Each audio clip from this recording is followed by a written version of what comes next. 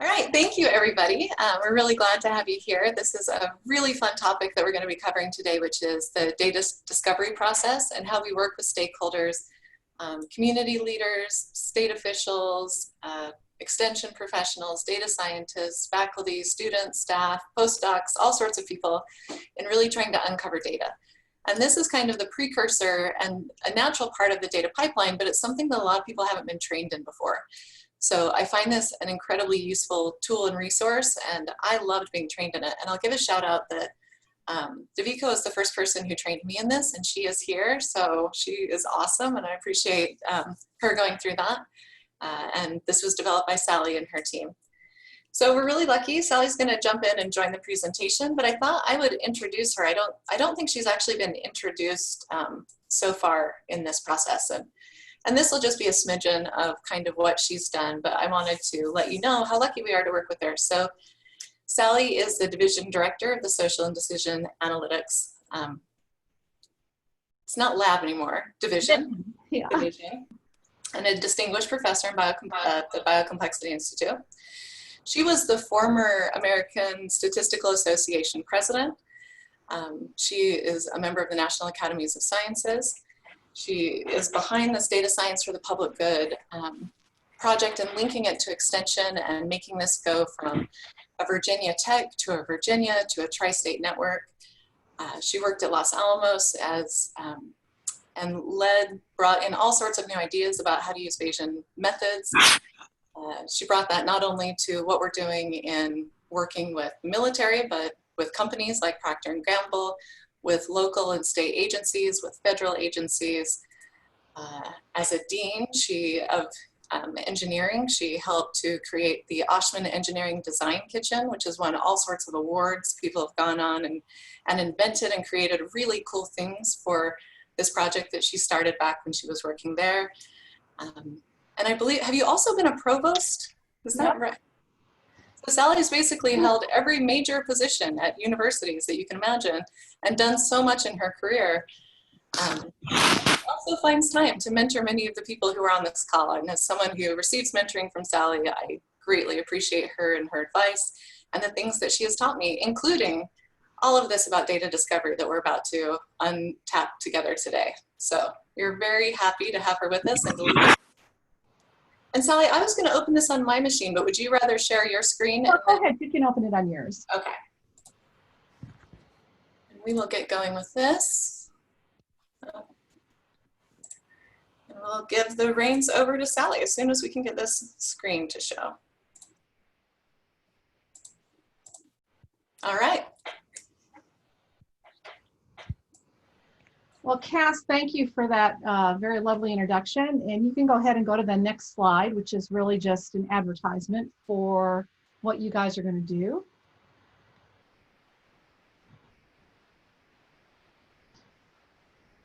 And so today, what you're going to be doing, and you saw this figure appear in our presentation earlier today as well, you are going to learn about the data-driven discovery process. And so what I want to start off with is just to kind of step back a little bit. And if you remember, the data science process starts with identifying a problem. And so that when you think about how are you going to use data to inform decisions, there are just some key questions that you really should have in your mind. And these questions, by the way, are relevant no matter what your background is in data. So as you're working with stakeholders and other leaders and other individuals and working with them to share data insights that you've created, getting them to help you think through what kind of data insights would be useful to them, even if they are not at all data savvy, you should encourage them to think about these same questions. And they are, you know, what is the problem that you're really trying to solve, and what are the questions associated with that problem? What types of decisions are you trying to make? And we'll come back to what a taxonomy of types of decisions are in a second. What data is available? And why should you trust the data? Because again, a lot of what you're going to do and learn as you go through the data discovery process is you're going to learn how to sleuth out really cool data sources that you may never have thought were out there at all, let alone be able to be applied to your problem. Well, how do you trust that data? It's not something that you collected on your own. And then what types of analyses do you need to inform the decision? And then finally, what are the ethical considerations? So these are questions that I like to talk about as being the foundations of data acumen, and so that you can really understand how data can support a particular problem. Go to the next slide. So we're just going to start off today again with reminding you that there's a data science framework, a data science process that we're going to walk through. And today we're going to walk through those first two parts, the problem identification and then data discovery. So on problem identification, it's useful, go ahead to the next slide, Cass. It's useful to start with a couple examples, and then we'll test out a little bit what you think about the types of decisions that are of interest to the decision makers, to the stakeholders who have these problems. So let me share two examples. You've heard a little bit about both of these already. The first problem was one of our earliest problems with Arlington County, Virginia. And what they were really interested in for the problem was how to improve quality of life and services while accelerating the county's efficiency and resiliency. So that's a problem. And they had a goal. They wanted to see if developing data-informed situational awareness, the situational awareness, what's going on right now, if that could help their goal. Now, neither of those two things are framed up in a way that you can actually start some research. So you really need to start to break that down into what are the questions that you would like this research and these data insights to help support. And so the question that the fire chief posed to us, he wanted to know if it was possible to link the fire EMS data end to end to recreate incidents so that he could understand resource utilization and other aspects of how the fire EMS processes unfold. So now that's getting down to a question where you have an opportunity to start thinking about what literature might you read, what research might you start to think about, what data sources might help inform that. So the second example is the Fairfax County example. So you read about this in the Harvard Data Science Review article. And there, the problem that they were interested in was to identify barriers to economic mobility. And their goal was to use this local data, or to drive data insights down to a local level, sub-county, sub-city level, neighborhood level, to inform countywide long-term issues and establish baselines for policy and program evaluation. Once again, neither that problem nor the goal, has enough structure around it to be able to really dive in and start to think about the research that you could do to help support that. So working with them, here's their first question. And this came from Health and Human Services. And the question was, what are the neighborhood trends in youth obesity, access to healthy food, and physical activities? Now you've got some meat on the bones that you can start to think about. Okay, let's go to the next one.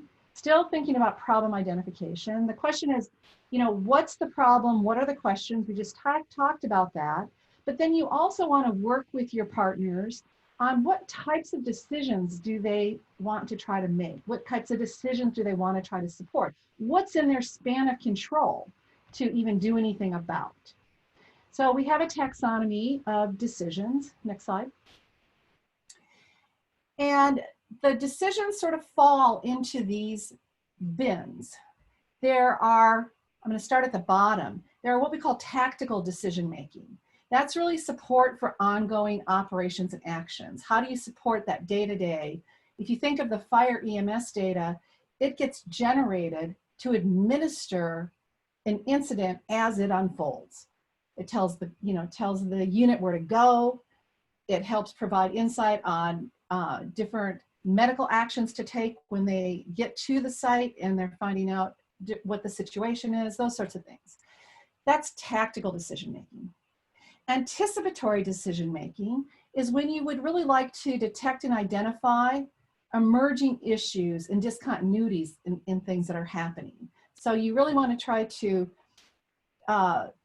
predict a little way out, forecast a little way out. You're really trying to detect, what could possibly be coming up that's going to cause some discontinuity in operations or some discontinuity in actions that the stakeholders could take.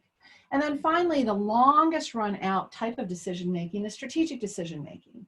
And this is where you really want to inform and enrich your understandings of problems for future operations, for developing future operations. When we've met with police departments in different cities and counties, they never really ask for help in building a real-time dashboard to tell them exactly what to do. They're not asking for tactical help. What they're asking for is, can data insights provide me some understanding of what my force needs to look like in 5 years, and what parts of the city are going to be changing, gentrifying or not, in such a way that I should be planning resources and, you know, morphing resources out in that direction. That's an example of strategic decisions. Okay, so let's take a little test. So can you guys vote, or somebody watch voting here? So go to the next slide. So first example, Arlington County.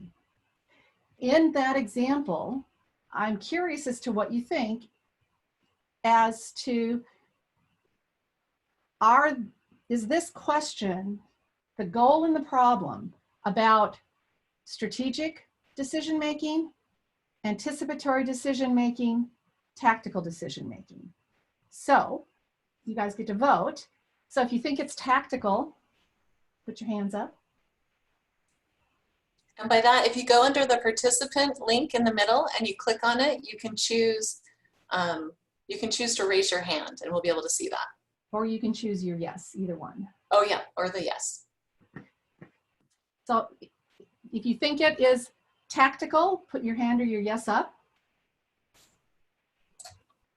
Very good, class. It's not tactical, and I kind of gave you the clue. Okay, if you think it's anticipatory. All right, got some hands going up. Yeah. How about strategic? Okay. We have a lot of hands on the participant link. Right. Okay, so in fact, if you go to the next slide, Cass, it's actually both anticipatory and strategic to support force and resource development. You know, anticipatory and strategic frequently go hand in hand. So for that particular example, it was really a combination of those sorts of decisions. How about the next problem for Fairfax? What do you think? Is it tactical? Whoops. Oh, man, operator there, Cass. I know. We can just jump to it. Go ahead and just jump right to it. So in this particular case, it is also anticipatory and strategic, and I see your hands kind of going up and down. So you can go to the next slide, Cass. Okay. So they're both anticipatory and strategic in this particular case.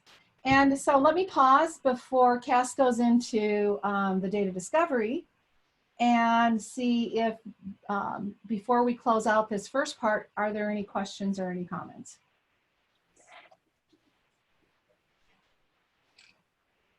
Yeah, I had a question. What are times that you're more often to have a tactical type of question? What situations tend to give tactical questions more often? So the sorts of things that'll be more tactical and the data science that'll come together on tactical questions, this COVID situation is a great example. So you hear a lot about people trying to do contact tracing and building apps that actually will try to take data and do different contact tracing, try to do the algorithms to determine who's been close to whom, or some of the work around trying to, oh, just lost my train of thought here. Some of the work around, the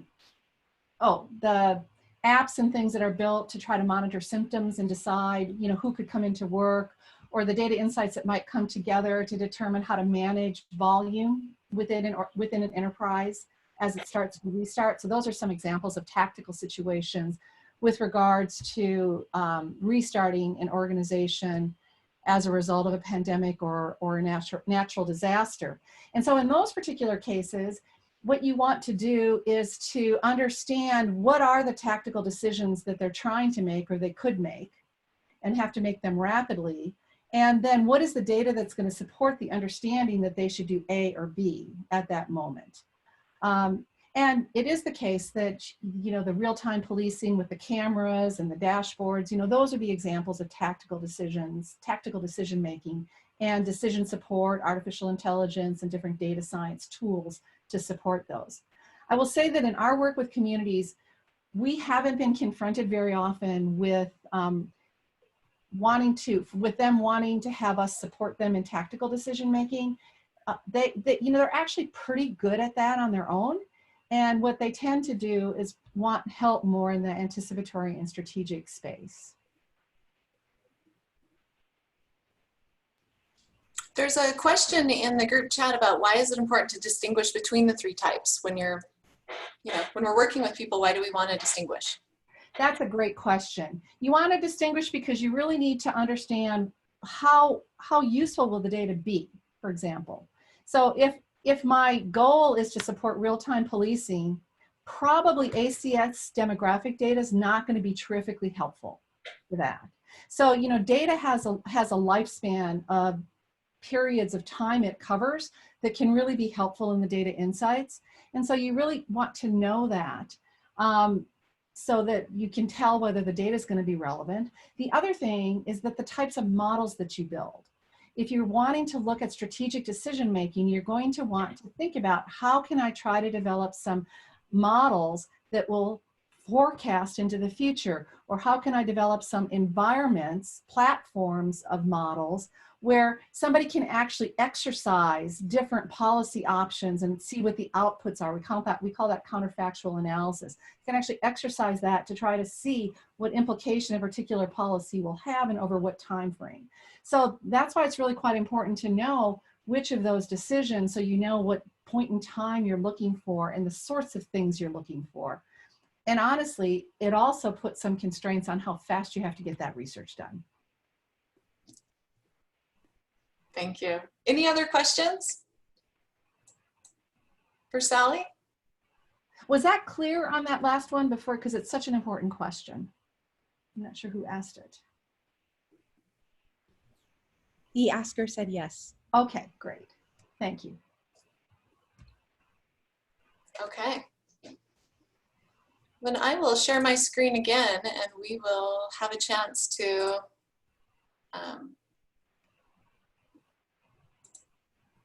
learn some more. So the second part of this process, we start with this problem identification, and you really can't move forward until you understand what people's problems are. And as Sally talked about, it's really important to understand the type of problem you're going to be wrestling with. So is this a short-term current tactical issue? Is this a long-term strategic plan that you want to help people with? And once you kind of frame exactly what that problem is, or the framework for what that problem is, then we're ready to do some data discovery. And I want to pause for a minute and say, I found it really, the first time I walked through this process with Sally and her team, we were doing it live, we were doing it with the community, and they asked the question, you know, what is it that keeps you up at night? What is it that what is your most pressing problem? What can we help you with? And that was really the way this conversation began. So as we're identifying problems, I want to point out again that we're not going to people and telling them what their problems are. We're not telling them how they're going to solve the problems, and we're not telling them what the solutions are right off. What we do is pretty different. We go in and say, you tell us what the problems are, tell us what your assets are to solve them, and that's what we're going to do next in this data discovery phase. And then we give you what we think are data insights, and then work together to think about ways that these might apply to real action. So it is not this like just pushing things at someone, it's partnering with people. And that's really important in this stage of the game too, in the data discovery, where we inventory, screen, and do acquisition. So we have to figure out what the type of decisions that are going to need to be made. We want to find out the kind of data that will be available. We want to know what our criteria are for selecting things. And then eventually we're going to acquire the data. And this is really an open-ended process. And the reason this is an open-ended process is you might get down pretty far in this process. You might think you have like 5 winning data sets that you're going to use. And then it turns out one is super duper expensive and you're not going to be able to use it. And one you just couldn't get the legal agreement in place and you're not able to use it. And maybe one just really isn't a good fit. So now you're going to go back and start over and brainstorm more and think through this process again. And so I think it's a real benefit that this is an open-ended circular process that you can re-engage in multiple times throughout. So this overall framework that you can see on the screen is this larger data discovery process. And we're going to do 2 activities today. One is going to be on the data inventory part. We'll also talk a little bit about data screening, and then just give some tips for the data acquisition to develop your own data assets. Oh, and I will say, I guess I didn't read these, that the data inventory, this is not inventorying what you already have. This is our brainstorming wish list of everything we might be able to get our hands on that would answer this really pressing question. So there's some benefits and challenges to this approach. And I'm going to start with the challenges, which are on the far right side. Sometimes it's difficult to identify the relevant data that is out there, that's available, that you can use, that makes sense to use. And then evaluating its usefulness and applicability, selecting those data sources, acquiring the data, and assessing the quality. Those can all be hurdles that create problems for you and your team as you're working through this process. On the other hand, there are some huge benefits here. And that is that you can do it faster, and you can do it cheaper, and you can get more people to do it at a greater geographic granularity and over time if we can link into these large-scale data sets, including administrative data, which we'll talk about in just a minute. So there are a lot of benefits that when we're not just collecting our own data, which we've been collecting for a long, long time. You know, one of the great innovations of data science, I think, is shifting from feeling like we have to generate each new piece of data and rather tapping into lots of the existing data that are out there and reshaping it to fit and help with the current problem at hand. And overall, the outcome of kind of taking this approach to using data is you get a much richer source material. You can pull from lots of different kinds of data to illuminate a problem, and you have an informed project vision. Working through this with your stakeholders, talking with people through this process, bringing in lots of different ideas and lots of different data. At the end of this, you have a more collaborative, multidimensional project. So one of the things we think about as we're doing this data inventory, you're going to see as we go through this, we're just going to try and like at every step get your mind to go like broader and broader and broader and broader in your thinking. And then when we get to screening, we'll try to get narrower and narrower and narrower. So right now, you know, this is actually, let me just pause and say, you're hearing this in 2 ways. On the one hand, this is really important, like interesting information. I hope you all enjoy this. On the other hand, you're going to be doing this with your teams in the next week. Some of you, it will be in the next 2 weeks, but you'll be actually sitting down with stakeholders and going through this process with them. And so feel free to stop me, not just if things are confusing, but if you're like, but how do you say this to them? That would be a really useful part of this conversation. So I'm going to walk you through it as though we're going to do a data discovery together. I'm going to walk you through an example of a prior one that we've had. But this is also training for you so that you're able to carry this out on your own. So feel free to stop with questions. We have people monitoring the chats. They can stop me at any time. You can stop me and we can answer those questions. Okay, so in this first step, now we're going to just try to let our minds get as big as possible when we think about data. And the first way to do that is to unlock and say data can be anything, right? And there are big buckets that data often fall into. So we have all of the design data that if you come from a social science background like me, you're really comfortable and understand a lot about design data. And then we have administrative data, which is this whole new world of data that's been collected forever. It's required by law for people to put it together, but it's often not utilized. And so we have state agencies, programs, community programs, state programs, local programs, federal programs that have to put in their little inputs each month, each quarter, and say who utilized their program and sometimes measures of whether or not it was successful, but at least we have counts about who used it, when. And it's this vast resource, especially when we can link it together to understand when people come into contact with these sort of programs and through multiple programs, what can their long-term effect be? So this is a huge area of evidence-based policymaking that's growing all over, as many states and localities are really starting to use integrated administrative data. And then we have opportunity data. And a lot of the people that are on this, this Zoom right now have used opportunity data, love opportunity data, and have great ideas how we're going to bring opportunity data to bear on the questions we have this summer. And I'm also very excited about this as well. And then there's procedural data. So this can be the bills, the rulings, the briefs, the things that kind of constrain the context in which we are living and doing our work. And they can be really useful both as a comparison across different geographic areas if they have different laws and procedures that may impact both the decision making and the output. And this can be a really useful way to think about what's going on in the places that we're studying, or that we're working with would be better. So earlier today you saw the data map, and I want to show this again. This is slightly different.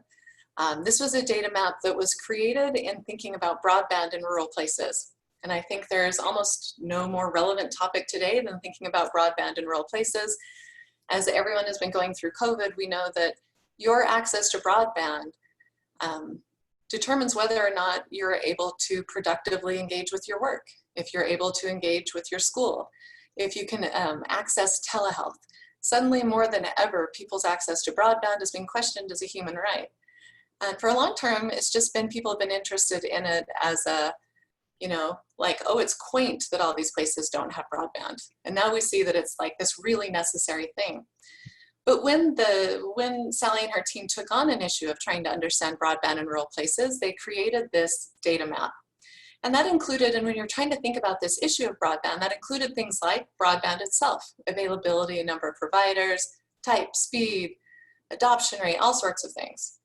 And it also includes information about the people who are using it and their geographic location, their neighborhoods, their communities, their property, the housing, the developmental factors. So we have a lot of things about like, what is the institutional built resources? Now, I have to admit that the reason I use this example isn't just because of COVID and broadband, it's because we are trying to wrestle with what really helps and inspires economic mobility in our communities, which I think is tied to all of the factors that we have here, and I want to get these front of mind for people. And also, as we're thinking about these community capitals, what are the assets of the communities that we're working with? We want to be able to think really broadly across all of these domains. You know, what is it that communities can draw on from resources when they're trying to be resilient or to recover from things like COVID? So you can see that we don't want to think really unidimensionally. We want to think really broad when we're solving many of the problems we're faced with. And that's because of these data domains. So in each of the boxes is one of the data domains that we might think about when addressing a problem. So even if you feel like your problem is this, just little thing, there would be all sorts of data domains that might influence it. So again, you just want to think bigger. How broad can your thinking be at this point in the exercise? So the example we're going to run through with you is a real world example. We did this with the Department of Public Health in October. And this was the Iowa Department of Public Health, and they came to us and said, we are interested. We don't want you to build this for us. We're just interested in understanding, is it possible to monitor drug use and its impacts on individuals and families throughout our state? So I want to pause for just a second and say, given what we've heard about strategic, anticipatory, or tactical, which is this? What kind of decision-making were they asking us to help them do here? And as you guys are thinking about that, Cass, you do have one question in the chat, just asking, are the domains the same for every project, which we're going to get into in this example. But if you could speak to that a little bit, that'd be great. That is great. We will get into that in just a minute, but no, the domains will not be the same for every project. However, sometimes when you're in this phase and you're just letting your brain like get as broad as possible, don't close any of those out. You know, write every domain you might think of. We'll go through an exercise in a minute where it's like, just put everything you're thinking of, because this might be a really good idea that you want to latch onto later. But some projects really need you to focus in this area, and some projects really need you to focus in this area. And so those domains will differ from project to project. But core ones like the demographics of your community, those are likely to be pretty consistent. You know, you're likely to have many similar ones across multiple different projects. Okay, so here's my question. Who wants to be brave and say, do you think this is strategic, anticipatory, or tactical? I would like to say it's anticipatory. Okay, and why do you think that, Kishore? Because I think the Iowa Department of Public Health is trying to mitigate the drug use in Iowa. and so they would want to get a start on what kind of individuals are impacted by it and how is the drug use and how the families are affected by it. So I think they're anticipating that there are people who are getting affected by it and they want to know more about it. So I totally agree. I actually think there are two right answers, but you nailed one of them. Good job. So this is anticipatory in the fact that they were saying, we want to know where hotspots are. What if we could track and get an idea of when drug use is on the rise in one particular community? Then maybe we could increase resources. We could send in some additional programming efforts. We could start doing targeted enrollment plugs, try to get people to join the programs that we already have so we can lower that. So there was definitely, we want to be able to see what's going on and respond to it quickly. What else might they be thinking here? Somebody submitted strategic in the chat. Okay, great job, Michaela. That is exactly right. They also want to be able to make long-term decisions. Where are the communities where this is really growing into a big problem, so that we can foresee like that we're going to need to do some long-term investments there to help change that.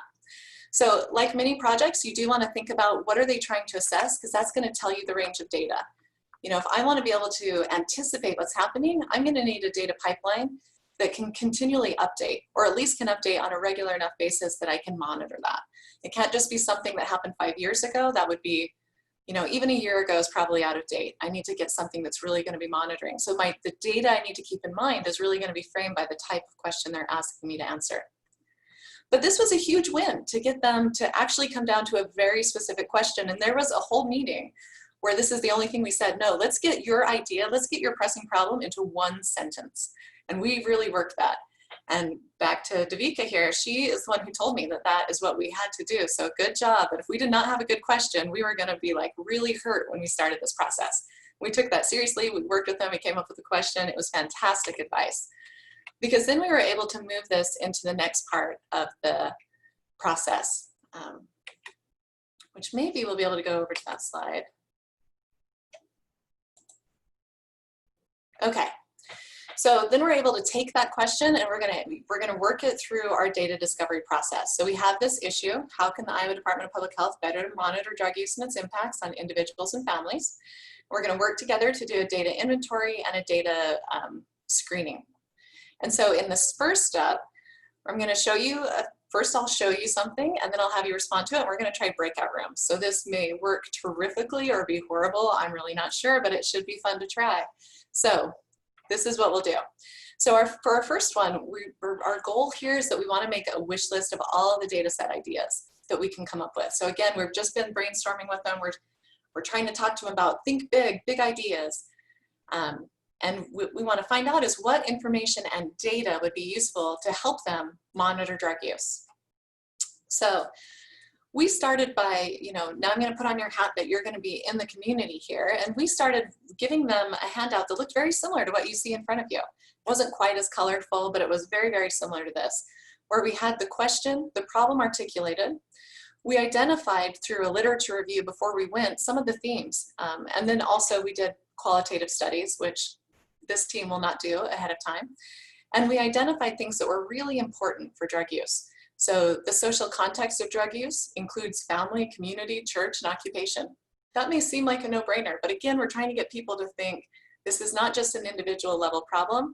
This is a context of the relationships that you have growing outward from yourself and all the way up to your communities. The triggers for drug use, we found this through qualitative interviews, were social isolation, stigma, economic vulnerability, and trauma and coping. And I know that my team has heard this, but I'm just going to say it again as a plug. You know, about 2 weeks ago, the CDC did a webinar on this issue. Our state is incredibly interested in it, and several of our projects this summer are around this. Because what our research has shown is that these are the things that trigger use, relapse, and death. And if you think about what's going on right now in America today, we have serious issues with social isolation because of COVID, economic vulnerability because of COVID, and trauma and coping because of COVID and everything else that's happening with all of the riots that are happening throughout the country. So when these three factors come together, what we can assume is there will be a tidal wave of need happening around substance use in America, that we're going to have use rates go up, we're going to have relapse rates go up, and we're going to have death rates go up.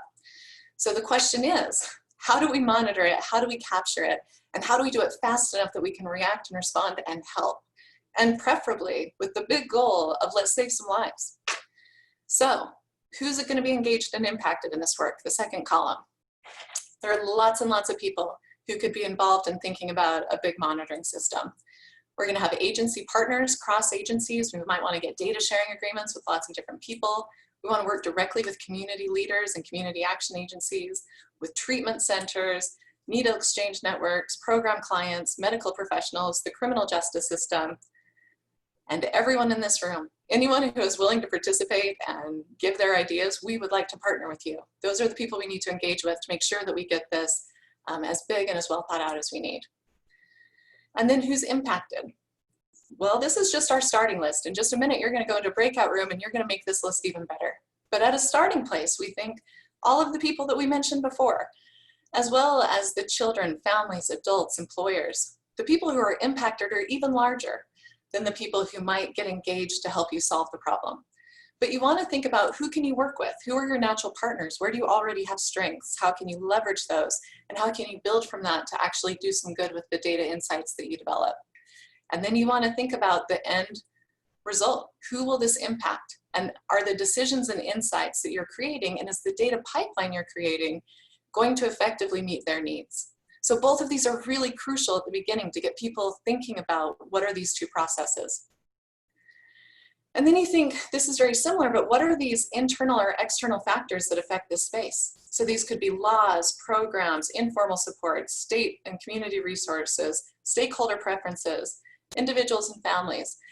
This could be something like, we have a super annoying person on our city council that will never let this law pass. And if you know that at the beginning, that can really frame how you might do workarounds with some of the insights you come up with.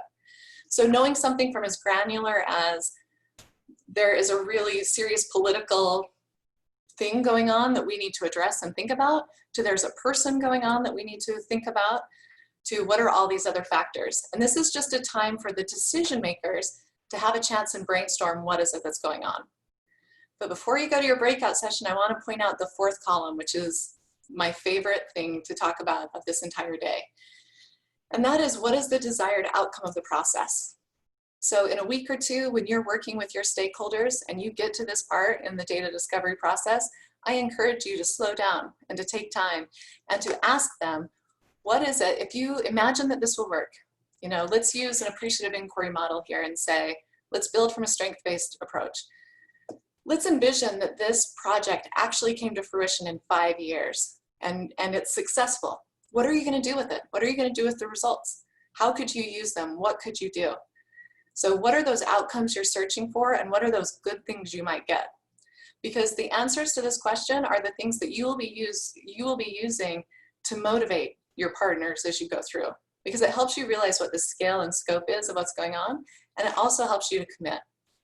So before we break out, let me leave you with one of my favorite groups. This is the Allegheny, Pennsylvania group.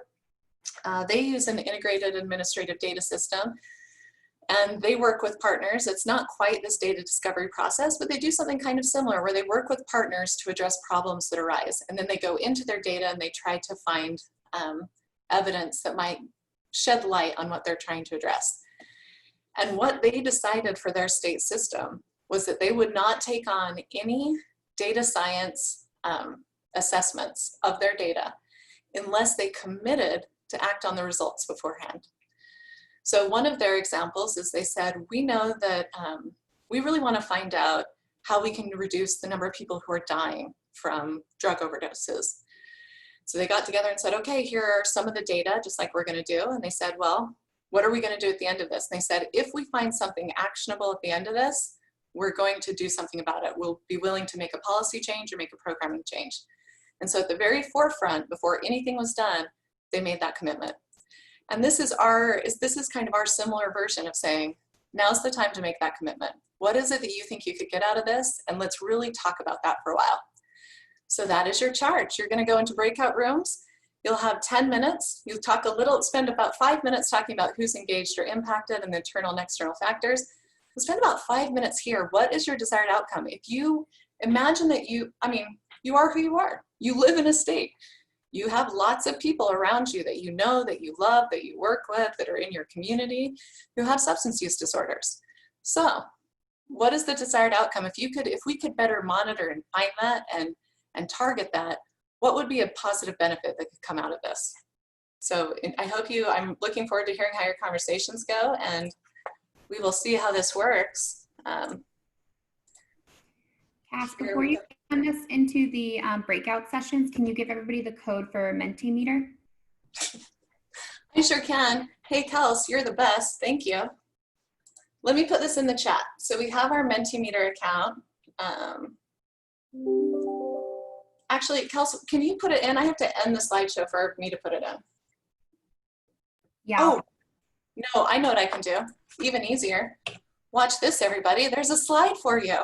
So if you go to www.menti.com and enter the code 863791,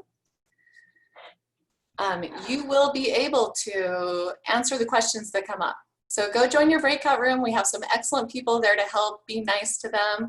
And give me any questions you might want to know. I'm opening the rooms now, and please, if you are one of the moderators of these sessions, please have this on hand because people might not have gotten it all. Okay, thanks everyone. Nope. We're almost there.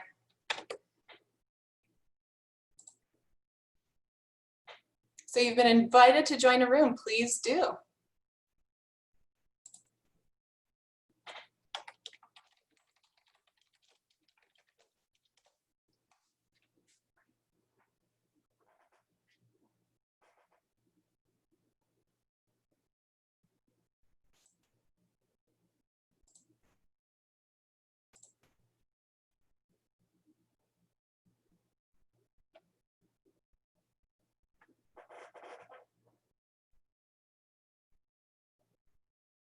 Now, so for you naughty 6 people that are left, you have been sent an invitation to join a breakout room. Are you staying here to just be in my room, or did you want to join?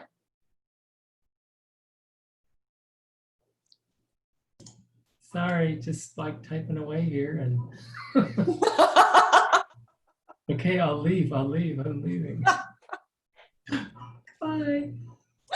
You don't have to. I'm typing an email to Monica and Kevin. Well, I'm going to start just going through it with the people who are left on the slide. So if you want to stay, I'll just talk about it with you guys. If I stay on this, do I come back into the full group again, or do I have to leave and come back to that one? No, everyone will come back in. Now they have 8 minutes and 36 seconds left. Okay. Can I just leave this on and stay in? And type You it? absolutely can.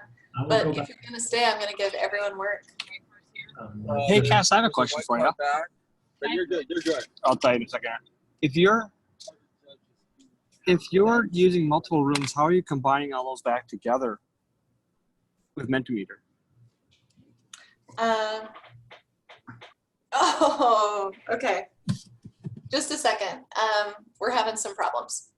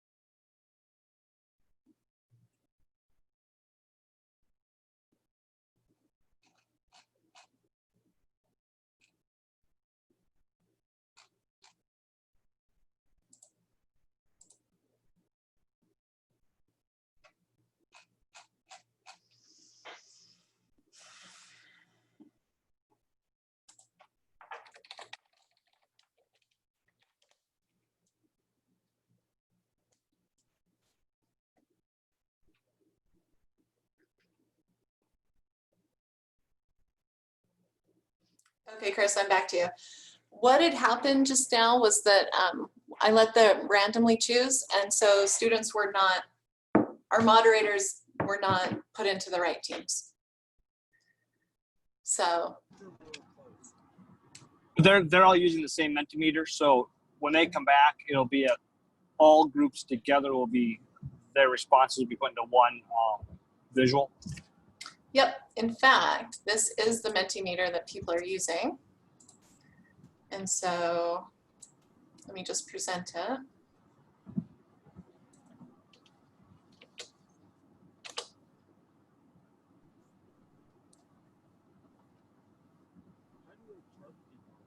Will you try to go on here and use Mentimeter, Chris? Because it appears that it's not, we're not getting any answers. That can't be right.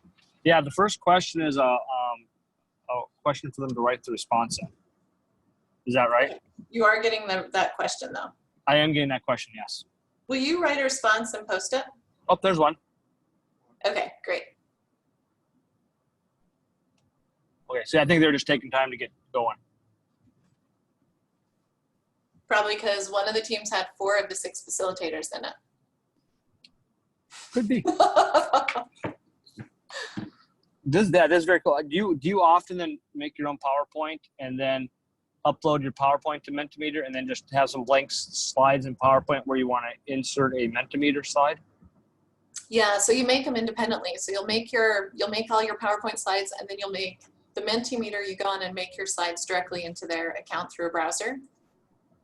And so I'm not in my PowerPoint. I'm on the website right now. Okay, and then I'm assuming you have a paid account for yours. Yeah, you can do free ones. So when I actually did this for IDPH, when we did this for IDPH, Sean was my co-PI on that. We used a free one, which is really great, but then you can't download the results and it goes away. So then we couldn't go back and look at it, which was a big bummer. So we bought the paid account so we could keep everything. How expensive is it? Do you know? It's less than $200 a year. Stephanie is just looked it up, and I think she said it was $169 this year. Okay, I think I'm going to try and do that with the indicators team. I'm going to do this tomorrow when I meet with the indicators team. I'm going to put a couple questions together and demonstrate this to them because it can be quite useful for our CED units. Yeah, I think this is really excellent. All right, wow, we're getting a few more coming in, so yeah, this is great. Thanks. Yeah, no problem.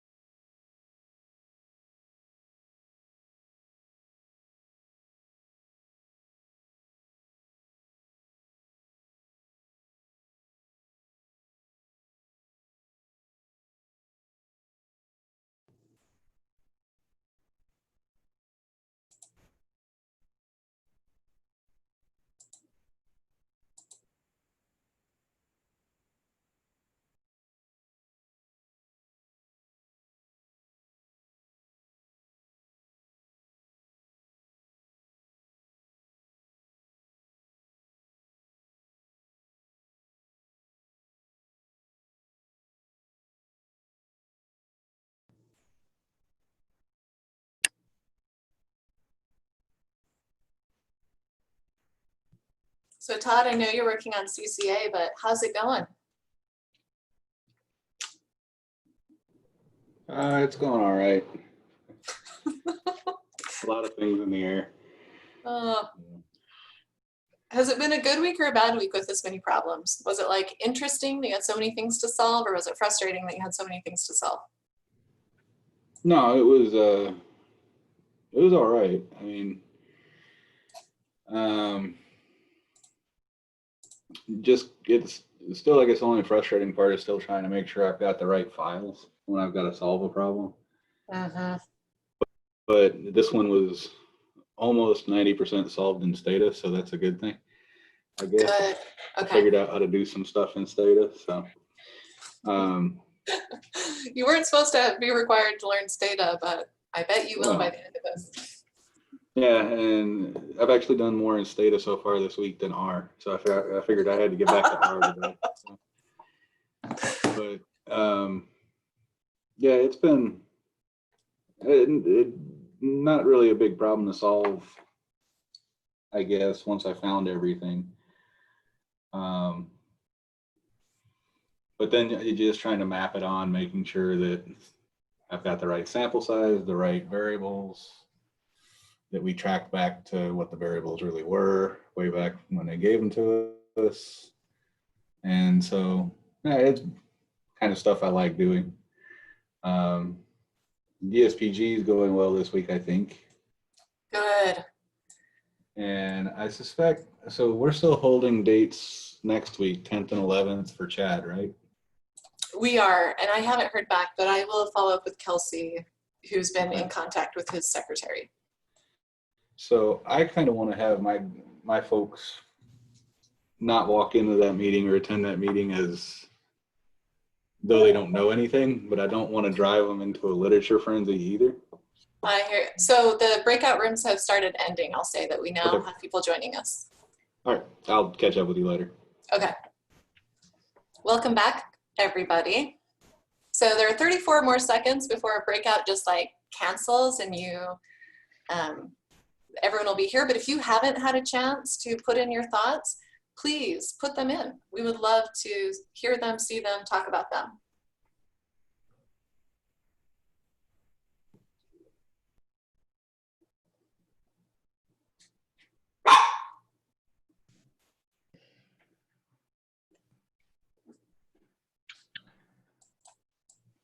And as we're waiting, any questions or thoughts you want to share? Oh, everyone's coming back now too.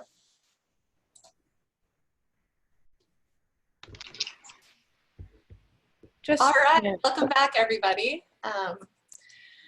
So we know that some of you were without your moderator for the first minute or two. Sorry about that. We will get better at this as time goes on. But it looks like a bunch of you had a chance to start putting in your responses to Mentimeter. If you still don't have your responses in, please take a minute and do that. So at the top of the screen, can you all see my screen where it has the Mentimeter responses flowing now? Great. So about 24 of you have had a chance to respond. That means 40 more of you still have the opportunity. And you can always do more than one response. So please, we would love to capture your ideas. I want to give this another minute to capture as many of your ideas as possible. I will say our breakout room submitted all of our responses in one. Okay, that's why some of them are so long. Okay. I thought, like, this is the most wordy group of people. I've done Mentimeters with so many different groups, and no one has ever submitted this long of responses, so that makes more sense now. So the question was, how would you use a substance use monitoring system to support your programming or policy efforts? So some of the answers are maintain the data pipelines, be able to respond more holistically, understand the social determinants causes, so that you could figure out critical points of treatment, to target treatment, to consider access to education and other institutional resources, to monitor how people are coping during the recovery process, to be done holistically, for education programs, for understanding, having a better understanding of the factors of the substance abuse in the community, and then be able to figure out who to target, to allocate resources. So these are all really great responses that we're capturing. And when this is done, I will post these all on Microsoft Teams so you can go and see everyone's responses. I mentioned this when we started it, but let me mention this again. All of your responses are anonymous, so feel free to write what you think. Use interviews with stakeholders along with administrative data, inform medical pharmacy, support local groups, target and evaluate interventions. I added one too, and this was the one that came up when I was working with the state decision makers. And they said, we can use these results to apply for federal funds so that we can actually help people. So we would love to have data so that we can help people. and that data is really a bridge to getting resources for communities. Okay. So, hotspots allocate resources, use as a baseline. I think these are excellent, and I want to get us to this next idea and think about some of these things that we're talking about. So let me pick up where we were. Oh, that's not quite where we were. Sorry if this is making you dizzy. Oh, this is where we were. All right, Kyle, do you have a question? Yes, I had a question. So when you present the data to the politicians, right? I know sometimes you can present data with certain purpose, but has there ever been a situation where that you were worried about your data might be used in the wrong way, or you give it to a politician and they do something with it that you weren't intending? So my data has been used in the wrong way numerous times over my professional career. So that always happens. So it doesn't always happen. Let me clarify two things. One is when I was doing this wasn't actually with the politicians, although on the back end, we did start inviting a couple politicians to it because we saw the need for policy advocacy in that way.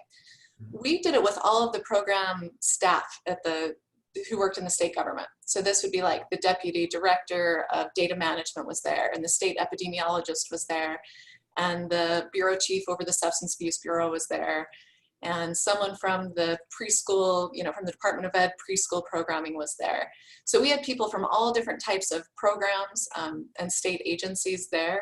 And they're the people who work kind of day in and day out to make government work. They are not the people who can advocate for policy changes. In fact, so much so that they have to make partners with other people to go advocate for policy changes. So they can't take the data and say, the no-brainer here is that we need better laws. What they can do is they can say, under the current framework of laws, how can we use the data to inform our own policy, our own internal policies and our programs to change that? However, you get a lot of traction when you change laws. And so we have started making strategic inroads with policymakers and been investing with them through some of these processes as well. But I have never done this with just a full group of policymakers. I tend to work with community action services, directors from across the state agencies, local government. To the other question though, I'm a demographer and I do work on complex families. And so people who have children with more than one person.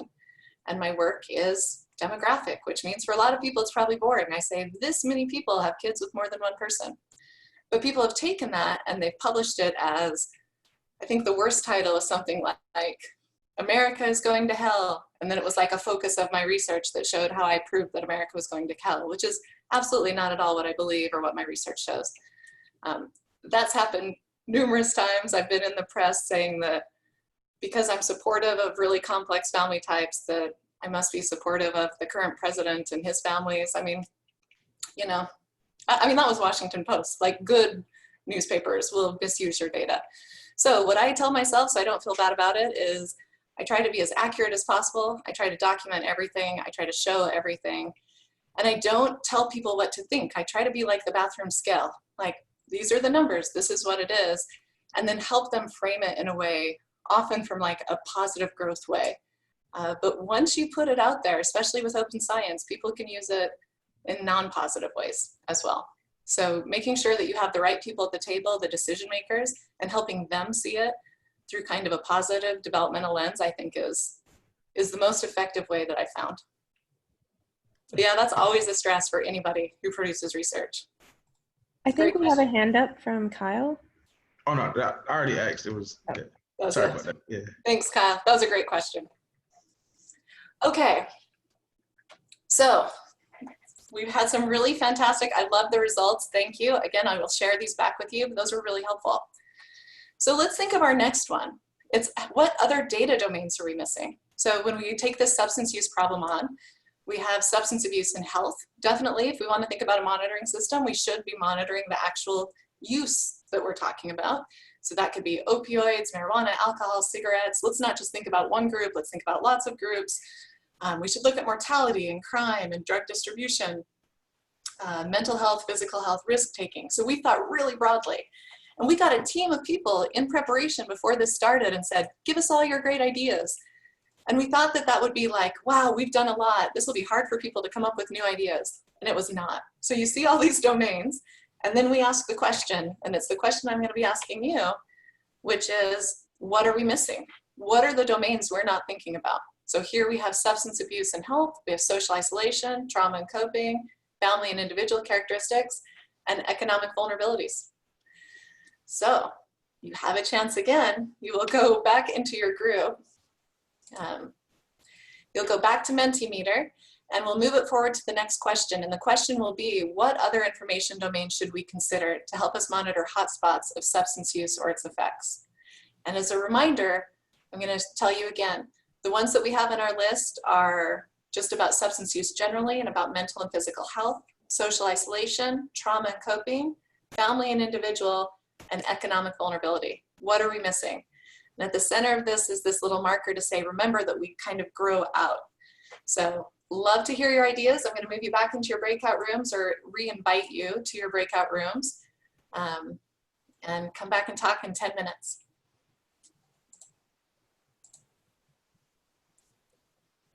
So you should get an invitation to go back and join your group.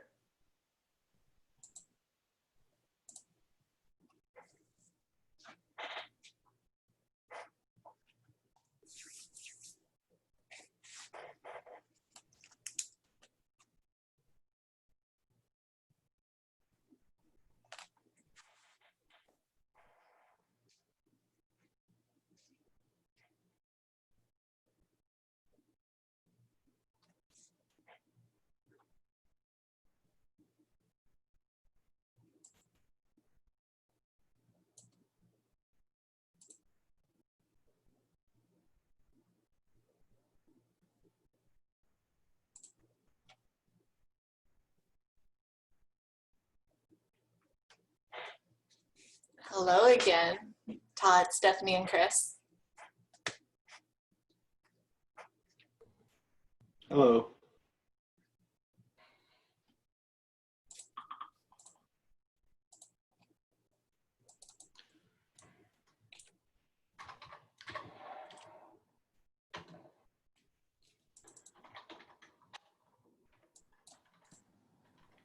I just sent you both a message on Slack. I shared this earlier with Sean, but that's something that I typed up for Deepak to talk with our team on in regards to things they can start looking at this week.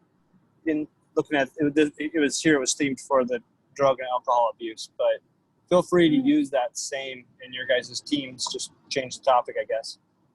Awesome, thanks, Chris. Hey, while I have you here, let me ask you, can you see my Zoom group chat on the screen?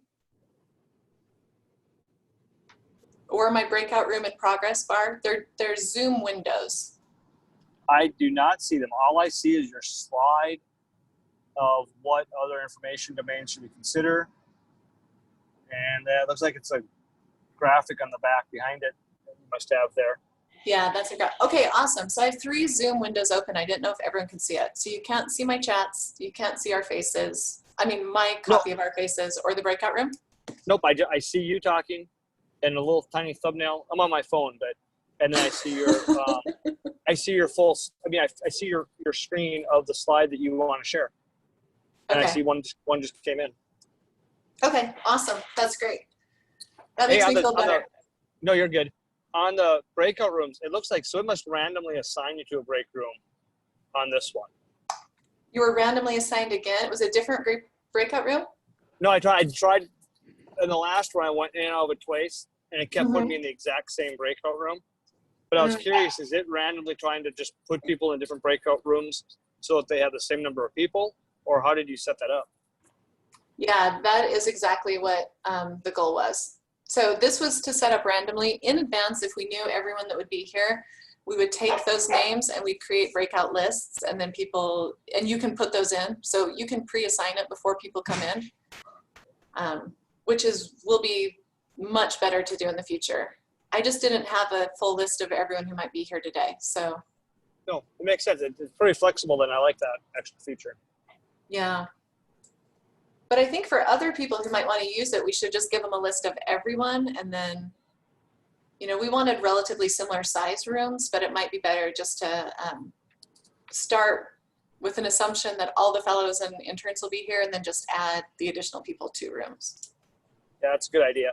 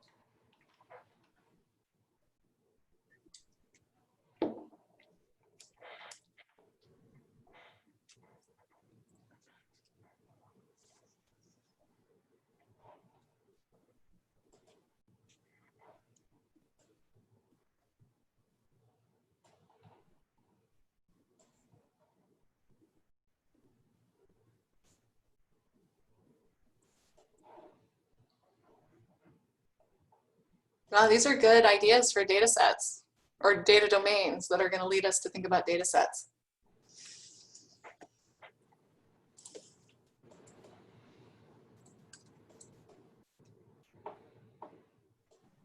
Yeah, I'm glad you got the version in which you get to save the student responses. Mm-hmm.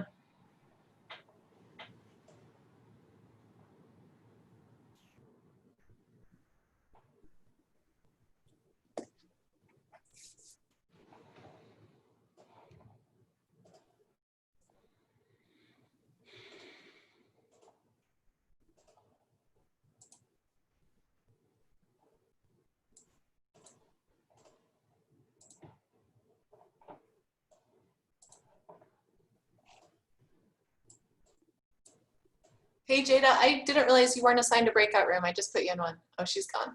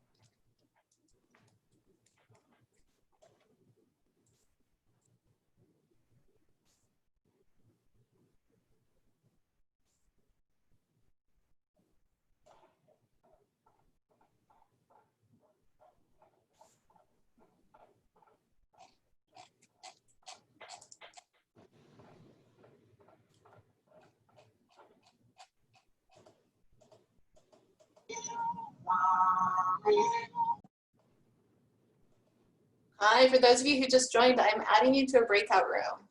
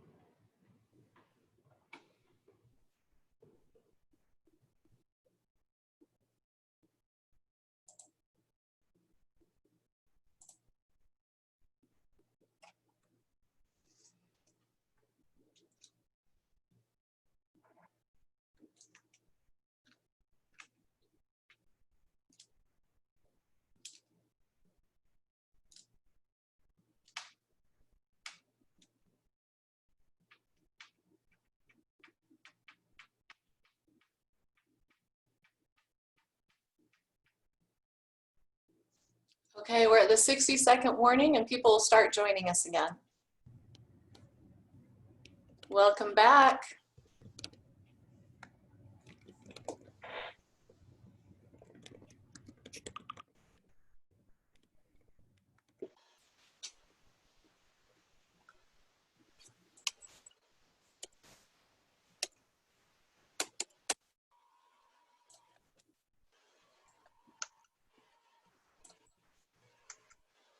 All right, we have 42 responses so far. Everyone has 21 seconds to come back in the room, but if you have responses you want to keep adding, feel free. The Mentimeter code is at the top of the screen.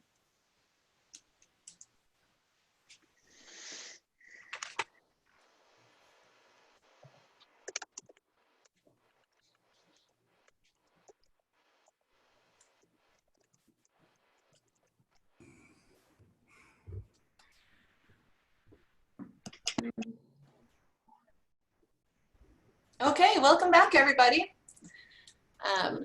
You can see scrolling in front of you your many excellent responses. So we've had 49 responses so far. I'm going to leave it open for another minute or two. Feel free to continue to add things using the code at the top of the screen.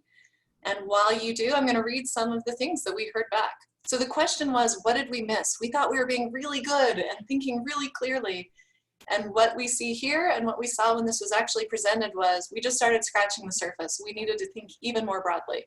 So education exclamation mark, that actually shows up a couple times. People want education. They need to understand what the education rates are and what this means. This prescriptions given by doctors is a big one. That was something that IDPH also recognized as a big one. We have covariates, we have comorbidities in here, school districts, education systems, corporate pharmaceutical infrastructure, again, super important, regulatory changes, shifts in laws in states and surrounding states. That's a good one. We're a border state with the state. What's that? Yeah, Jesse's like, did you just give me an amen on that one? Yep, this is a really important one. You know, in Iowa, we're a border state with this, a state that has recreational marijuana. So that's going to be really important if they want us to be measuring marijuana use in our state. Transportation, this is a crucial one. You know, can people get to the treatment centers they need? Can they get the recovery that they need? About that.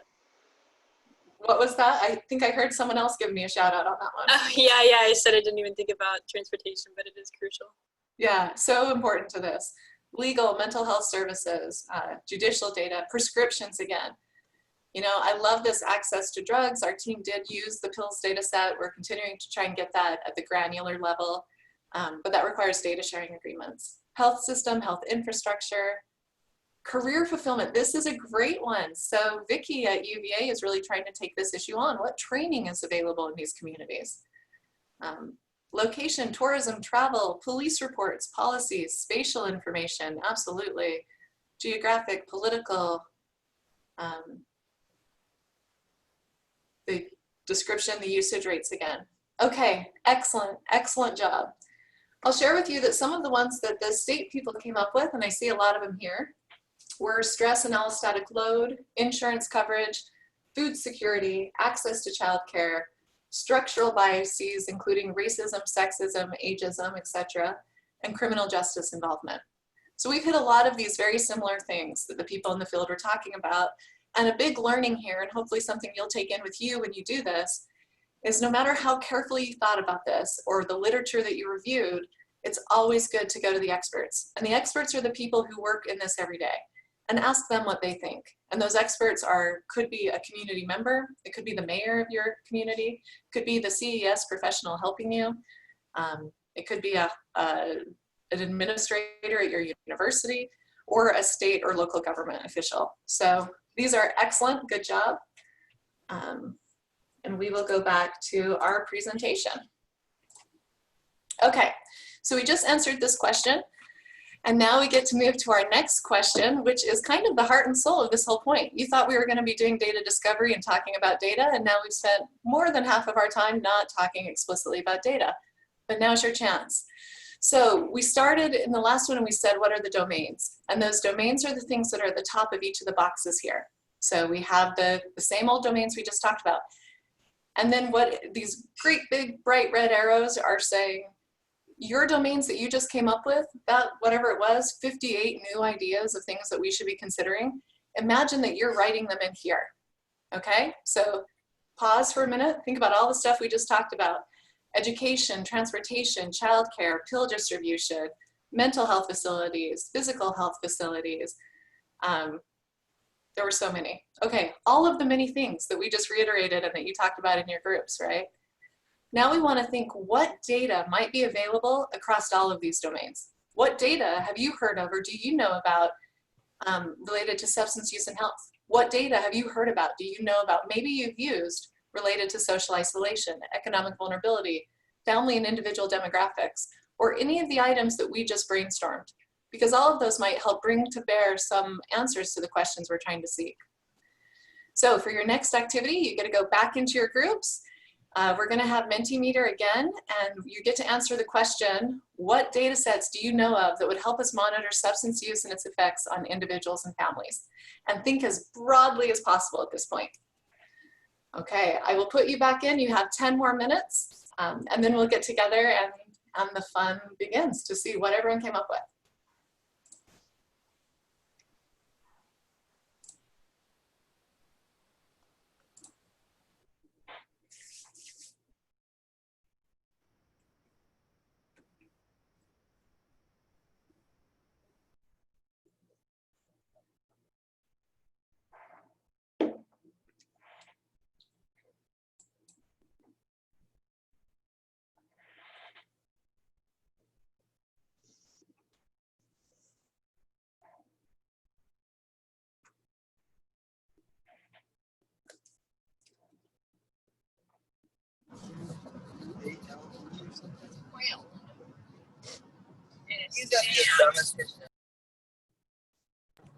So hey, Cass, I gotta stop coming up here, so I'll be logging off in just a little bit. But this is a really exciting question you have out there.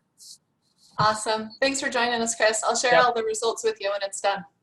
It sounds good. Thanks. Talk to you later. Bye-bye.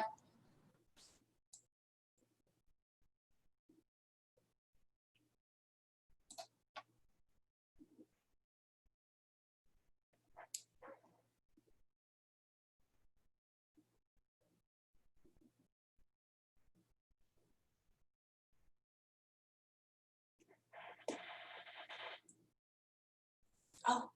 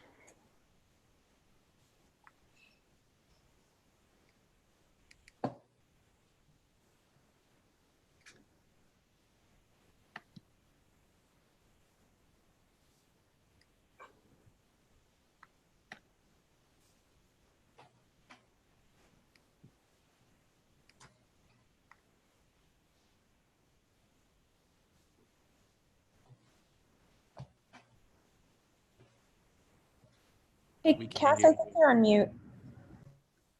Oh my gosh, Oh, I've been something's talking going for on. so I long. thought that. Wow, everybody. That's amazing. So sorry. Just taking your time to get So back. thank you for telling me. And next time, feel free to tell me so much sooner, anybody. But luckily you all got like a 5-minute break from my voice. But now we'll start again. So these are amazing data sets. We have 64 here. I had mentioned that when we did this with the state partners, we had about half as many people going through this activity, but we came up with 94 data sets. So feel free to keep adding if you have that competitive spirit in you. And hopefully you've had a chance to read these as they've been scrolling. There's lots of really great ideas in here. I will mention that some of these, the question was, how do you monitor it for individuals and families? And some of these data sets are amazing. Like this one on the top left, adoption and child care analysis and reporting system. So in our state, about half of the cases of child removals are related to substance use issues.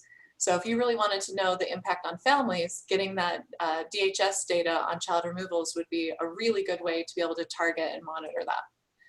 So these are excellent data that you guys have come up with, excellent. And so far in this process, we've been saying, think bigger, think broader, think of all the different kinds of data. And I love that there's image data in there, there's social media data. As these are scrolling through, you'll see that people brought up procedural data, geospatial data, many of the different data types we've talked about. Okay, so we've gotten bigger and bigger and bigger. And now it is time to start thinking we have to be practical. How do we move forward? You know, a lot of people get really, you're presented with all these choices and then you feel really stuck. So now is the time where we start going in and in and in. There's been questions around the team about whether this next process, when we say how should we screen, if this should be part of what you do with your partners. And we had a really interesting conversation, Sally and I, the other day about this, and we both came away with, we think you should screen. We think that as you're going through this process with your stakeholders, it's really important to talk to them about the criteria that they would use to decide the data sets. And that's one of the reasons you do that is you help them remember that there are parameters around what you can do. You can't magic up data.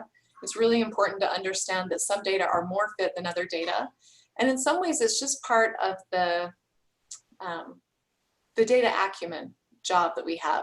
So when you work with lots of stakeholders, one of your jobs is to help people feel familiar with data. And that also means being able to share with people what the confines are of data. So let me switch over to our presentation. And this will bring us to our last activity, which is much shorter. And this is where we decide what information do we need to know about the data to determine its usefulness. And really all you're kind of going through and saying is, you want to come up with a standard of criteria that you could say, I want to keep this or I want to shelve it for later. Don't think of it as like bad data that you're throwing away. You're just saying this probably isn't something I'm going to pursue right now. We have limited time, we have limited resources, human and technical. So let's just focus on these like low-hanging fruit, high quality data sets that might give us the most bang for our buck. So how do we determine what those are? So one of the ways that we think about this is we develop project-specific criteria. So you'll do this for every one of your data science projects. At our university, and I know at many of your universities, you're on multiple teams, right? And each team might come up with their own data screening ideas of what should be included. But here are some really common things to think about. So first, how fine of geography is needed? Do you need your result to be at a community level, at a neighborhood level, at a county level, or is giving some statewide number good enough? So for the question you're answering and the analysis you need to do, what kind of geography do you need? In our case, we knew that we had to at least get it to the county and preferably to a finer granularity than that to really help the state understand where to put its resources. They would much more like to have this at the community level. The second question is, what's the data quality?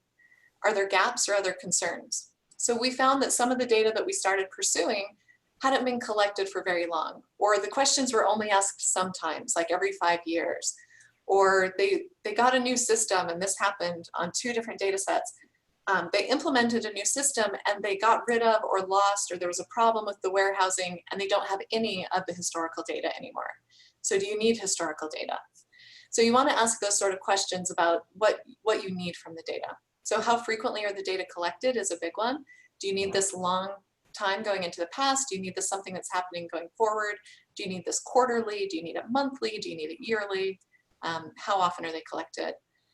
And how difficult are they to access? So some data sets cost money. One of the data sets we use regularly for our work is vital statistics data, and we have to pay $5,000 for every year of vital statistics data. And on top of that, we have to get a legal agreement. And every legal agreement has to be signed by the deputy director, as well as by the bureau chiefs, as well as by the attorney general. And it's this long process to get data. But we find that it's worth it, and it's worthwhile going through it. So currently I have something like 23 different data sharing agreements with different agencies and groups to use their data. But it's a cumbersome process. And as you're thinking about a 10-week window, is this really something that you can take on? So that's one of the questions you need to talk about with your group. It might be the perfect data set, but if you can't access it until week 9, is it really something that you can use? And then the fees. Sometimes the fees are so expensive, it's just not very good to do that. Okay, sorry, I just saw the chats where like 5 of you did tell me that I was on mute, so thank you. I just wasn't reading the chats. Okay, so this is what we're doing in data screening. We're saying what are the things that matter to us, and how are we going to use that to narrow down from this enormous list of, you know, whatever it was, like 60 additional data sets to think about, and how are we going to bring that into something that's easier to manage? So here are those same sort of ideas. You want to ask very specific questions. So what I'm trying to show you here is when you actually go through this process, when you go through it with your teams and when you go through it with your partners, you want to have yes/no questions, and you want to have very specific questions. So my question would be, does it cover at least every county in Iowa? Yes, no. Or is there greater geographic granularity? Yes, no.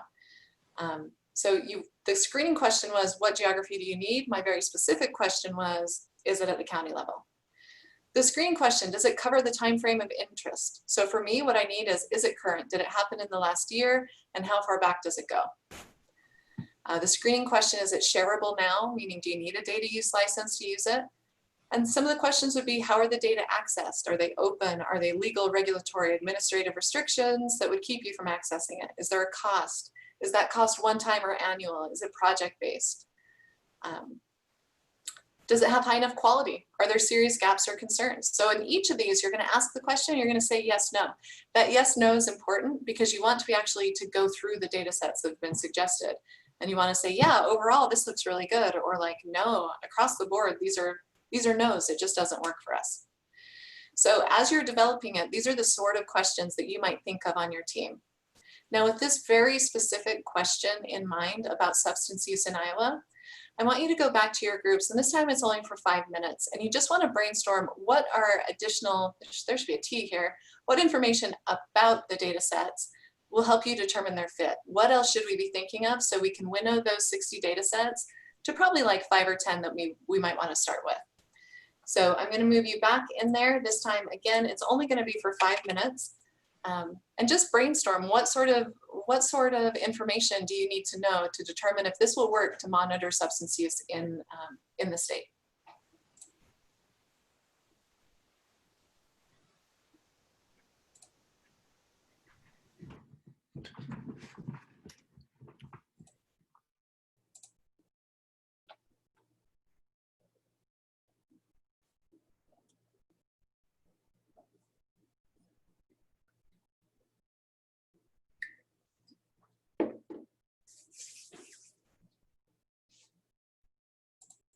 So you should all have been invited to one, and if you don't want to do one, you can still go to Mentimeter from here.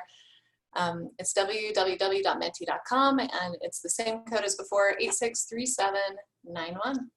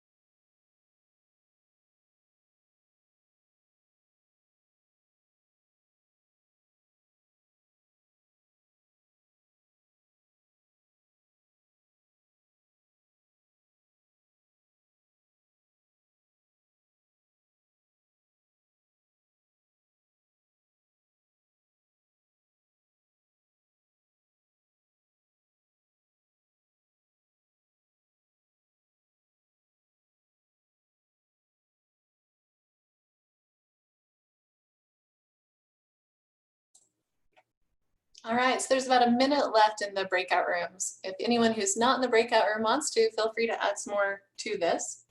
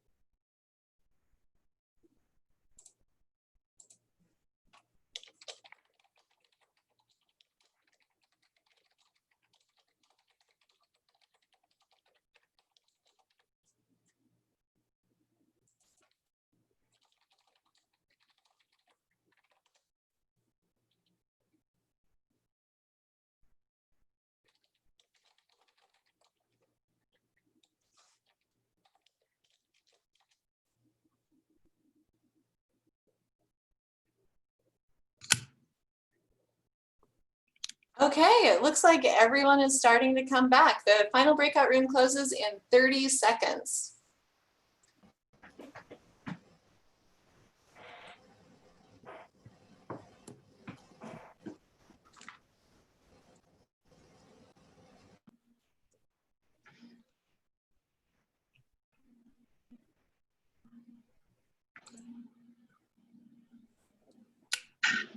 So this is a test. What if I were to just start talking for like 5 minutes without being on mute? Would you stop me now? Adify, I can see your face here. Andy, I see you, buddy. Should have called me out on that. No, I'm kidding. Well, I'm just listening, you know. So I was trying to fill this like quiz, and I just wanted to submit my answer. No, I thought it was hilarious. I just didn't realize how long I had been going. Like, wow. Oh wait, everyone's back. Hi everybody, welcome back. I was just teasing some of my students for not telling me I was talking to myself. Not their job, totally my responsibility. Okay, so this question, you guys came up with some great responses. Continue to put these in right now if you have more, but we have a lot. So I'm gonna start going through these. Some of these are really useful for thinking about screening entire data sets, and some are just useful ways to think about data in general. So, clustering, is there clustering? What is that? This bias, several of you brought up the question of bias here. And I think that's really important, and I hope that you ask that of every data set you consider. So one of the questions, or one of the points someone made, was that, is there bias? If you're using judicial data, is it biased? Great question. So think about that. Who would it be biased towards? What would that mean? How does that limit what you can say using that data? So every data is going to have flaws. Every data will have things that hold you back. Some of the best, most extensive data that we have, and I'm thinking of Todd right now, who's participating in this session, is he's working on these childcare assistance data. And it was difficult to get and took lots of legal agreements and tons of time, and the data were super messy. But at the end of the day, we were able to just get an indicator of yes, no, did they receive childcare assistance? And in order to provide the insights the state needed, that's all we needed. So we combed through decades of data for real, and lots of super messy data. And we were able to deliver something useful off of just constructing an indicator from the data. So what do you really need from the data is a question you should be asking. Do you really need fine-grained, perfect assessment? Do you need to have these results that are optimal, or do you just need to have like a big high level, this is enough, this can tell us enough? So I wanna take these questions of bias and what do you really need, please, and apply them to every single data set you have. But then practically, this stuff is great. What can you combine? Is it current? What's the form of sourcing, the quality? How well does it represent the citizens? I loved that question. How frequent? Was it collected ethically? And if not, can we justify using it? Great question. And these are the sort of questions, this is one of the reasons you want to have this discussion with your clients and stakeholders and partners to make sure that you're on the same page and you understand what you can pull and use from this data. Okay, so now you've gotten this far. And we have these amazing ideas about all the data we can use. And then we have really good ideas about some ideas from screening. We've talked to smart people. We've thought about it a lot. We've decided what we can keep and what we can shelve intellectually. And now we need to put all that thinking into action. So we're not going to do this in a breakout, but I just want to describe what you'll do with your team. So you've done this screening. You know, these are the kind of what you see is the imaginary paper we would be writing on if we were in person. And that might have some of the basic questions that we always ask. Does it cover the geography of interest? But again, remember, we're going to ask these in like very specific yes, no questions. And then at the end, you want to describe any of your additional items. What did your team, your partners, what did you come up with that you want to be additional screening questions? And those are the many things that were just floating before us on that Mentimeter. So you'll write all of those down. You'll decide which ones really matter. You know, sometimes when I'm developing a rubric like this, I might have something that's like highlighted. If they don't have this, I just can't use the data. If it's not current and it's not repeatable, I just can't use it. So it will automatically be thrown out. But sometimes it's a matter of like, is it mostly good data? Is there a way that I can use it that's still useful? So identify which of these questions are deal breakers for you and which of them just let you know where to start in the process. Like, I'm just gonna go after the best data to begin with that are the easiest to get, the lowest hanging fruit. So you can use this list to kind of evaluate where to start in your data collection. And you do that by identifying all of those things that you care about for screening. And then you write down the name. And in this case, this was going to be an activity and we said, no, we'll shorten this a little bit. But you can write down the names of your data sets and then you fill in the answers. Yes, no. And we're data scientists. We would probably not do this with pencils and paper, but you will actually go through the process and identify and code and grade and assess and throw in your word that you want here. And you're going to evaluate. At the end, you just need to evaluate if all of that brainstorming of data, if it actually translates to real data, first of all, because what we find is people just write in things like, I have an idea. I think human trafficking data is good. But then we actually have to find human trafficking data, and then we have to write answers to these questions. Is it usable? Does it fill this step? So after you've met with your partners and you've come back, this is what you're going to be doing in your team. You're going to be writing down all of their ideas. You're going to be evaluating them. You're going to be judging them. And then that's what you're going to move forward in collecting as the beginning of your data pipeline for your project.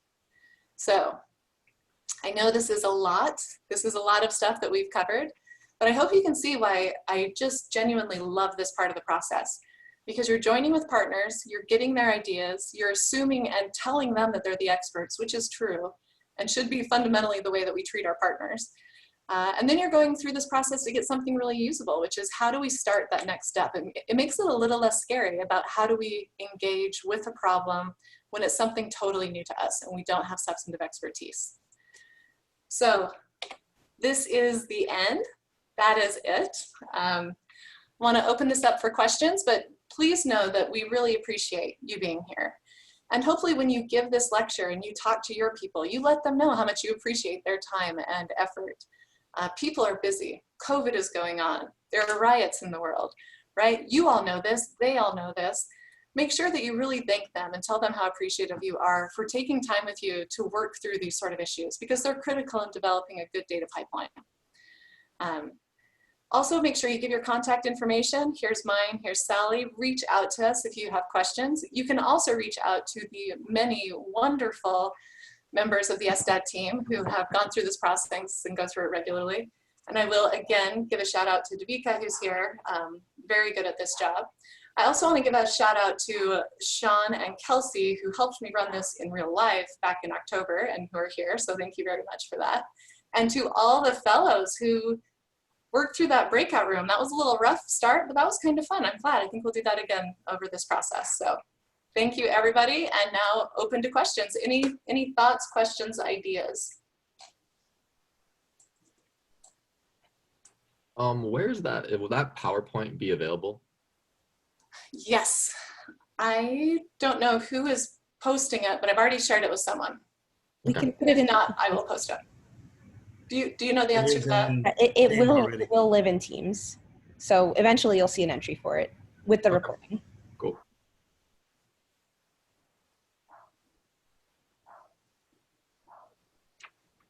To what extent can we anticipate that the stakeholders might know of useful data sources?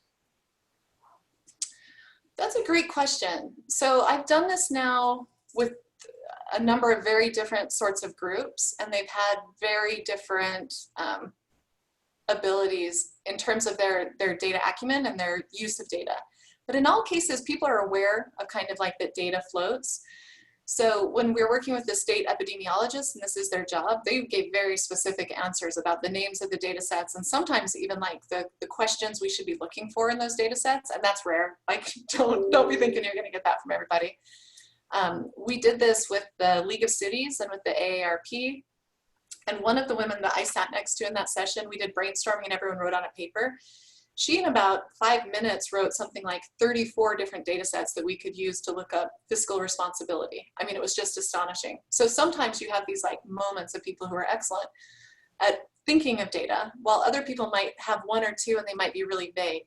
But if you can give them prompts, it's really helpful. So think about like every form you've had to fill out is a data set that someone collects and likely keeps somewhere. Is there anything in like the forms and as you live through your daily life and fill out the stuff for your cars and your house and your kids and your insurance and your education, whatever, is there data being collected about you anywhere that you think would help, you know?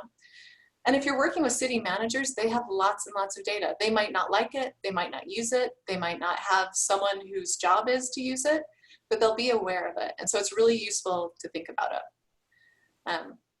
What I want to say, and I know that I say things like this regularly, so some of you are likely going to say, we've heard this before, but I'm going to say it again because I think it's really valuable, is rural communities are often sitting on a mountain of data that they're not using, and it's an asset. And we're trying to help them develop a long-term approach to data to activate that asset and make it work for them. So this process of having them think about what data do they have and how could they use it to solve their own pressing problems is a really valuable way for them to invest in their own future. So take time in this and help them think about the prompts that will help them think about what data they have. So don't let people brush this aside. This is important. We're trying to develop a pipeline for them to dig into their own assets that will help them in the future. Thanks, Grant. Any other thoughts or questions people have? Cass, can I add something? Yeah, please. In particular for the students everywhere, as you guys start to take on this process with your teams and your projects and your stakeholders, two things. One thing Sally always tells us to do, and I said this in my breakout room, so you're going to hear it again, always start with the federal agencies. There are maybe 50 major federal statistical agencies, maybe 100 plus minor, spin-offs or subdivisions. They all produce data, they all publish data, and they're a great place to start.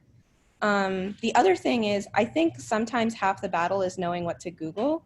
And I would say a lot of the times you'll find in academia or just out in the world, people are doing a lot of the same work or researching the same idea, but calling it something different.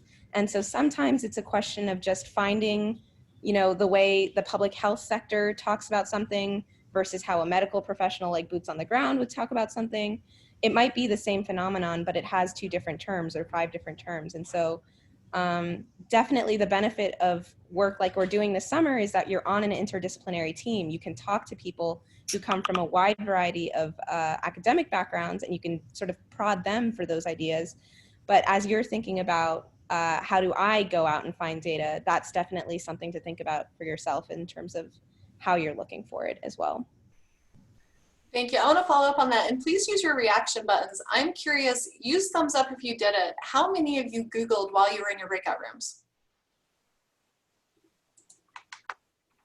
Okay, good. That's a great sign. And you can also ask people, so back to your point, regularly people, when we're working through these things with them, are Googling, and that's great.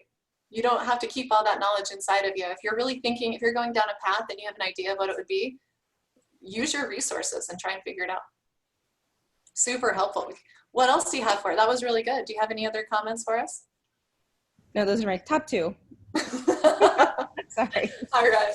Any other thoughts, ideas, comments, or concerns? And otherwise, you get to go. Okay. Feel free to send them to me if you have questions and we'll respond, but it was great to have you here. Thank you for participating and good luck in the next couple weeks using this tool set with your own communities and people. Thanks, everybody.